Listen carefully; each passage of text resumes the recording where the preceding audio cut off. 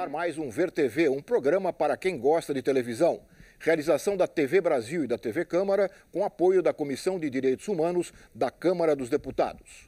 O Ver TV discute aqui toda semana o papel da televisão na sociedade brasileira. E você é nosso convidado. A TV por assinatura passa a operar sob novas regras depois de muitos debates, onde não faltaram audiências públicas nem campanhas publicitárias em jornais e na própria televisão. As regras entram em vigor e entre elas está a permissão para a entrada no setor de empresas com capital estrangeiro, além da exigência de cotas para programas nacionais. Mas para o telespectador, o que essas mudanças representam? Essa é uma das perguntas que faremos aqui aos nossos convidados. O Manuel Rangel, presidente da Ancine, Agência Nacional do Cinema. Célia Catunda, produtora do desenho animado Peixonauta. E Alexandre Annenberg, presidente da ABTA, Associação Brasileira de TV por Assinatura. Muito obrigado, Alexandre, Célia, Manuel Rangel, por terem aceito o convite para voltarmos a esse tema polêmico já numa nova fase. Nós já tratamos aqui do tema em algumas outras oportunidades, mas agora estamos num momento mais decisivo e mais definido em relação a essas novas regras. Mas antes de começarmos aqui a conversa, vamos ver uma rápida reportagem sobre o nosso tema de hoje. Vamos ver. Até setembro de 2011, não havia lei regulando a TV por assinatura no país. A partir de então, está em vigor um marco legal, aprovado pelo Congresso e sancionado pela presidenta Dilma Rousseff, dando à Agência Nacional de Cinema, a Ancine, o poder de fiscalizar a TV paga. A lei provocou um debate principalmente em torno de pontos polêmicos, como, por exemplo, a exigência de cotas para conteúdo nacional. A Ancine abriu consulta pública aberta até o início de março, para que a população se manifestasse. Abrir espaço para meia hora de produção independente por dia e limitar a propaganda a 25% do tempo da programação fez com que a operadora Sky, a maior do país, lançasse uma forte campanha publicitária contra as novas regras. A peça, bem elaborada, confundia o público, dizendo que o cidadão perdera o controle remoto para a agência reguladora. Você sabia que uma lei recentemente aprovada poderá mudar toda a sua programação de TV por assinatura? Como assim? Essa lei impõe cotas de canais nacionais e conteúdos nacionais na TV paga. A Ancine se defende. Criou um site específico para explicar que as cotas não abrangem canais de jornalismo nem de conteúdo esportivo. Para a agência, a ideia visa aumentar a produção nacional e seu espaço de veiculação. Para o governo, regular as TVs por assinatura agora significa promover a redução dos preços dos pacotes, aumentando o número de adeptos. A lei ainda não foi posta em vigor. A reserva de mercado para os programas nacionais ainda não está em prática. A expectativa é que só em julho os canais tenham que se adequar às mudanças. Bom, muita gente acompanhou, outros não, esta polêmica que chegou às páginas dos jornais, chegou à imprensa e à própria televisão, como eu disse anteriormente. Manuel Rangel, vamos começar, depois eu queria ver também o Alexandre e também a produtora. Por que as coisas chegaram a esse grau de tensão na discussão dessa nova legislação já aprovada pelo Congresso Nacional?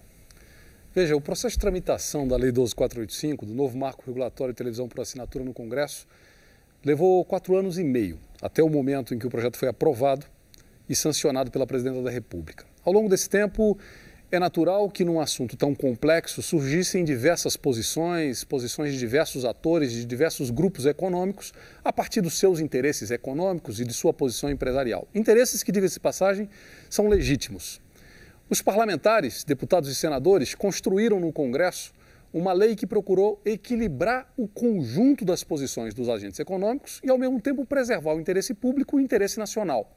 E isso resultou na Lei 12.485. Entretanto, é bastante razoável e é da democracia que ainda tenha ficado uma empresa, um ou outro ator, numa posição discordante daquilo que a maioria dos parlamentares, deputados, senadores, da maioria dos operadores de televisão por assinatura... Você está se referindo à Sky, basicamente? Estou me referindo a uma empresa que se apresentou publicamente numa campanha contra a Lei 12.485 e que o fez como uma manifestação parcialmente legítima de manifestar sua opinião. O que é lamentável é que tenha feito difundindo informações tortas e difundindo falsidades sobre essa lei, procurando confundir o espectador sobre o que de fato a lei traz. E o que de fato a lei traz? A lei traz um processo de um novo marco regulatório para o mercado de televisão por assinatura que abriu o mercado para a competição na entrega do serviço. Um mercado que tinha competição bastante restrita, que se expandia lentamente, embora tenha se expandido nos últimos 3, 4 anos, numa velocidade muito superior do que nos seus primeiros anos. Mas em função da oferta do triple play e em função de alguma flexibilização que o regulador das telecomunicações começou a adotar na prática, na aplicação da lei. Portanto, um mercado que foi aberto para maior competição na entrega dos serviços, e competição é bom para o país, mas nem sempre as empresas gostam de competição quando tem uma posição dominante nesse mercado. Uma lei que abriu para o conteúdo brasileiro ter uma presença necessária na televisão por assinatura, coisa que não havia de maneira permanente, havia de maneira esporádica e em função de estímulos com recursos públicos que o governo federal bancava, o artigo 39, que é um mecanismo que se utiliza para a produção independente brasileira na televisão por assinatura, e uma lei que estabeleceu um campo de regulação compartilhado entre a Agência de Telecomunicações e a Agência do Cinema e do Audiovisual, a Ancine, para criar as condições de nós termos no Brasil um mercado mais competitivo na entrega do serviço e na programação. Alexandre, eu não sei, em termos gerais, qual é a posição efetiva da...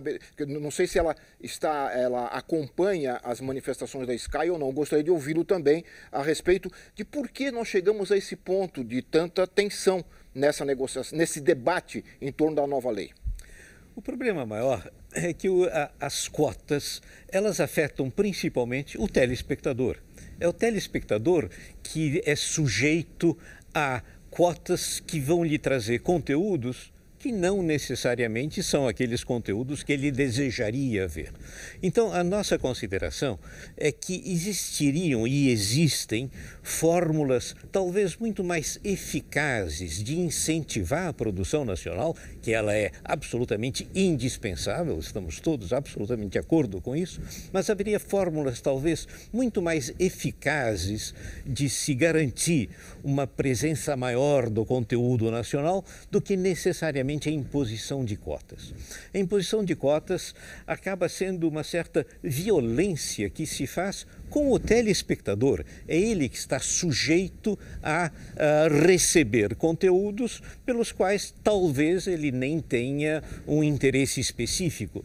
E mais do que isso, a imposição de cotas não garante, a priori, a qualidade e o preço desse conteúdo, o conteúdo constituído pelas cotas, o que pode provocar distorções muito severas na comercialização dos pacotes de conteúdos da televisão por assinatura. Não vamos esquecer que televisão por assinatura é um produto que é vendido e os compradores desse produto escolhem os seus pacotes. Na medida em que esses pacotes são alterados por composições que ele não escolheu, que o telespectador não escolheu... Mas o telespectador tem a condição de escolher o pacote de acordo com o seu gosto? Não, ele tem vários pacotes. Ele tem o conteúdo dos pacotes. Desculpa, são vários pacotes. Ele pode escolher entre o pacote A, o pacote B, o pacote C e entre a operadora A, B, C e D, e cada uma tem os seus pacotes. Então, ele tem uma certa gama de escolha em termos de preço e em termos de composição. O fato de você inserir nesses pacotes conteúdos que a priori ele não escolheu, evidentemente causam alguma preocupação, causam alguma perplexidade. Eu queria ouvir a Célia, depois Manuel, do ponto de vista dos produtores. Não é? Você tem uma experiência grande e agora essa possibilidade da cota, como é vista pelos produtores? Olha, eu tenho realmente a produtora há 20 anos e sempre sempre tem sido, né, durante todo esse processo, uma grande dificuldade encontrar espaço para veicular os programas, né, os programas independentes, os programas brasileiros nas TVs por assinatura e na TV em geral, né? As cotas, eu não vejo de forma nenhuma como uma imposição, porque, na verdade, produção de qualidade não importa se ela é importada ou se ela é nacional. O telespectador quer ver uma coisa boa, ele quer ver um negócio de qualidade. A gente produziu o Peixonauta, que é um desenho animado, passa na Discovery Kids, está passando também na TV aberta, e a quantidade de e-mails e de cartas e de todo tipo de manifestação que a gente recebeu do telespectador dizendo: nossa, fiquei super feliz em saber que era um produto brasileiro, estamos super orgulhosos, a gente reconhece a nossa música, a gente reconhece o jeito de viver, de falar, inclusive, assim, gente fala a nossa paisagem. Assim, o que é uma criança que passa a vida inteira assistindo desenho americano, assistindo Pica-Pau, assistindo todo tipo de desenho e nunca vê alguma coisa parecida com a casa dela? E o Peixonauta mostra? O Peixonauta mostra. Mostra coisas que, assim, o próprio jeito de falar, as piadas, as músicas e a cultura de uma forma geral tá ali. A criança se identifica. Eu atribuo, assim, muito do sucesso da série ao fato das pessoas se enxergarem. E eu não entendo como possa ser visto como uma coisa ruim para o telespectador, você ter conteúdo nacional. É uma escolha a mais e não a menos. Claro, mas o sucesso do Peixonauta... Esse é o X da questão. O depoimento dela é eloquente, porque esse é o X da questão. O que a Lei 12.485 faz? Ela faz com que o conteúdo brasileiro esteja pela primeira vez disponível para os brasileiros no Brasil, na sua televisão por assinatura, de maneira expressiva. Um conteúdo que entrou esporadicamente, obras como o Peixonauta, que só entraram porque o governo federal disponibilizou recurso público para ser feito e ser carregado por esses canais e por causa do talento dos seus realizadores, que não tinham facilidade para entrar nesse mercado, passará a entrar nesse mercado e está disponível aos brasileiros nas suas casas, porque a lei cria as condições para que eles estejam disponíveis. Agora, o poder de decisão, ele vai continuar onde sempre teve. E não é na mão do cidadão que está o poder de decisão. Qualquer cidadão que já se deparou com o desafio de fazer a assinatura de um serviço de televisão por assinatura, se deparou com o imenso desafio de combinar todos os seus interesses sem ter que pagar 300, 400, às vezes 400 e tantos reais por um pacote de canais. Por quê? Porque o seu interesse está disperso num conjunto de grupos de canais, que são grupos de canais montados não de acordo exatamente com o interesse do espectador, mas montados de acordo com a estratégia econômica de cada operadora. E, portanto, o cidadão, ele não tem a possibilidade de chegar e dizer: eu quero este canal, aquele outro canal e juntar apenas os canais que ele quer dentro de um pacote. Para fazê-lo, ele terá que fazer carregando um conjunto de canais que não foram da escolha dele, e sim da escolha do executivo da operadora, do executivo da empacotadora.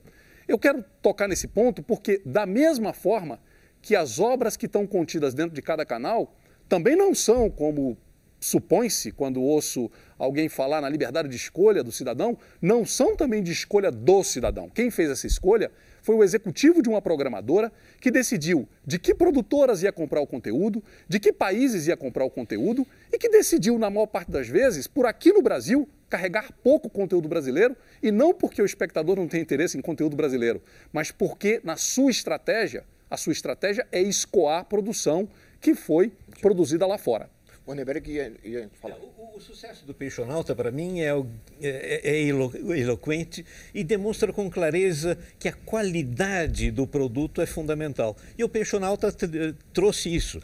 Quer dizer, é pela qualidade do produto que o telespectador acabou vendo o Peixonauta sem a necessidade de cota absolutamente para ele ter o impacto que tem e teve tanto aqui como internacionalmente. Ou seja, não foi necessária a existência de uma cota para o Peixonauta poder se demonstrar como um produto de qualidade. É essa a questão que me parece mais importante. A imposição da cota pode, pelo contrário, viabilizar o surgimento e aparecimento de conteúdos de menor qualidade. Justamente porque, por você ser obrigado a veicular esses conteúdos, talvez você seja obrigado a escolher os conteúdos disponíveis independentemente da qualidade deles. O Peixonauta não, ele se impôs independentemente de uma cota, ele se impôs pela qualidade. Isso faz toda a diferença. Eu vou ter que fazer um rápido intervalo. Eu sei que a Célia quer falar, o Manuel Rangel também. Nós continuamos essa nossa conversa dentro de instantes com o Ver TV, que hoje discute as novas regras para a televisão por assinatura aqui no Brasil. Nós voltamos já.